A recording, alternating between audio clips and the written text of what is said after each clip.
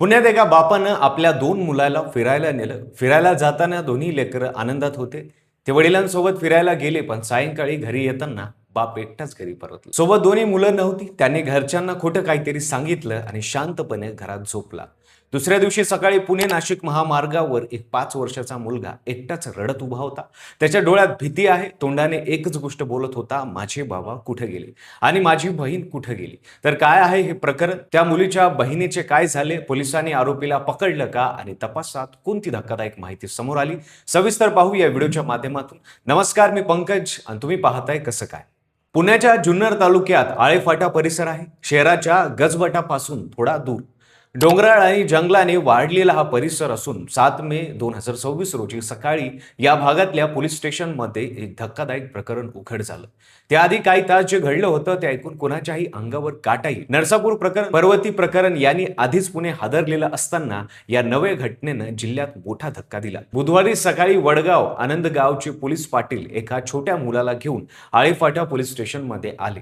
तो मुलगा सारखा रडत होता, घाबरलेला होता. पोलिसांनी त्याला जवळ घेतलं, शांत केलं आणि हळूच विचारलं, बाळा, तुझं नाव काय? त्या मुलानं सांगितलं, माझं नाव आर्यन सागर शिंदे, मी मोशीला राहतो. पप्पांनी आम्हाला फिरायला नेतो म्हणून बाहेर काढलं, नंतर जंगलात सोडून निघून गेले. बहीण कुठे आहे माहित नाही. मी रडत रडत रस्त्यावर आलो. आर्यनचं वय होतं फक्त 5 वर्ष. पोलिसांनी त्याच्या सांगण्यावरून मोशीतला पत्ता शोधला. आर्यनचे आजोबा सदाशिव शिंदे यांच्यापर्यंत ते पोहोचले. त्यांनी सांगितलं की त्यांचा मुलगा सागर मंगळवारी संध्याकाळी मुलांना बाहेर घेऊन गेला होता. बुधवारी सकाळी 6:30 वाजता तो एकटाच घरी आला. मुलं कुठे आहेत असं विचारलं तेव्हा त्यांना सांगितलं, बालाजी नगर मध्ये नवीन रूम घेतली, मुलं तिथे आहेत, त्यांचे कपडे घ्यायला आलोय. बॅग भरून तो परत निघून गेला. पण आर्यन तर इथे पोलीस स्टेशन मध्ये होता आणि त्याची 3.5 वर्षाची धाकटी बहीण हर्षदा कुठेतरी एकटी होती. पोलिसांना संशय आला. तांत्रिक तपास सुरू झाला.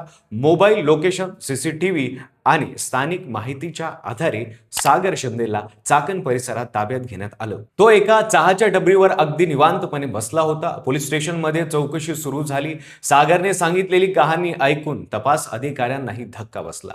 सागर शिंदेचं वय 29 वर्ष. तो मोशीच्या गायकवाड वस्तीत राहत होता. काही वर्षापूर्वी त्याचं लव्ह मॅरेज झालं होतं. त्याला 2 मुलं झाली, आर्यन आणि हर्षदा. पण त्या दोघांच्या संसारात वाद सुरू राहिले, भांडण वाढत गेली. शेवटी सागरची पत्नी 6 ते 9 महिन्यापूर्वी 2 मुलांना त्याच्याकडे सोडून माहेरी निघून गेली. सागरने तिला परत यायची विनंती केली, पण तिने ऐकलं नाही. अंगावर 2 लहान मुलांची जबाबदारी, बायको नाही, रोजची चिडचिड, या सगळ्याने त्रस्त होऊन मंगळवारी 6 मे रोजी संध्याकाळी त्याने मनातील मनात एक क्रूर प्लॅन केला. तो दोन्ही मुलांना फिरायला नेतो म्हणून बाहेर पडला. पुणे नाशिक महामार्गावरच्या संतवाडी ओळखिंड परिसरात त्याने गाडी थांबवली. रात्र होती, जंगल होतं, रस्त्यावर कोणी नव्हतं. दोन्ही मुलं थकून गाडीत झोपली होती. त्या अवस्थेत सागर शिंदेने आपल्या दोन्ही मुलांचा गळा दाबला. फाउंटन हॉटेलच्या समोर जंगलात त्याने दोन्ही मुलांना फेकून दिलं आणि तिथून निघाला. सागरला वाटलं दोन्ही मुलं आता या जगात नाहीत, पण 5 वर्षाचा आर्यन जिवंत होता. जुन्नरचे पोलीस अधीक्षक धनंजय पाटील यांनी स्पष्ट केलं की आर्यन इतका लहान आहे की त्याला आपल्यासोबत काय होतंय हे पूर्णपणे समजलं नाही. बाबांनी गळा दाबल्यानंतर तो बेशुद्ध झाला. पण म्हणतात ना, देव तरी त्याला कोण मारी. बुधवारी सकाळी जेव्हा त्याला शुद्धी आली तेव्हा तो जंगलात एकटा होता. बहीण नव्हती, बाबा नव्हते. त्या लहानने घाबरत घाबरत जंगलातून वाट काढली. पुणे नाशिक महामार्गावर आला. तिथे मॉर्निंग वॉक साठी आलेल्या काही जणांनी एकट्या रडणाऱ्या मुलाला बघितलं. त्यांनी त्याला पोलीस पाटलांकडे सोपवलं आणि पोलीस स्टेशन मध्ये आल्यानंतर त्या 5 वर्षाच्या आर्यननं सांगितलेल्या माहितीने संपूर्ण प्रकरण उलगडलं. पोलिसांनी सागर शिंदेला घटनास्थळी नेलं. त्याने जंगलातली ती जागा दाखवली, तिथे हर्षदाचा मृत्यूदेह फेकला होता. सागरला तेव्हा कळालं की आर्यन वाचला आहे आणि त्याच्यामुळेच आपण अडकलो.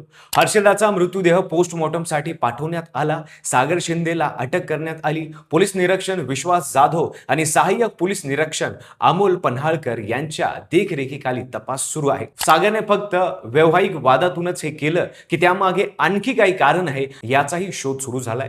पोलिसांनी सांगितलं की सागरचा स्वतःचा संपवण्याचाही विचार होता, पण त्याआधीच त्याला पकडण्यात यश आलं. दुसरीकडे सागरच्या घरच्यांनी जे बोलून दाखवलं ते ऐकून मन गहिवरतं. त्याचे वडील सदाशिव शिंदे यांनी हात जोडून पोलिसांना विनंती केली, आमच्या पोराला फासावर चढवा, तो सुटला नाही पाहिजे. एक नातू वाचलाय, त्यालाही उद्या तो मारायला कमी करणार नाही.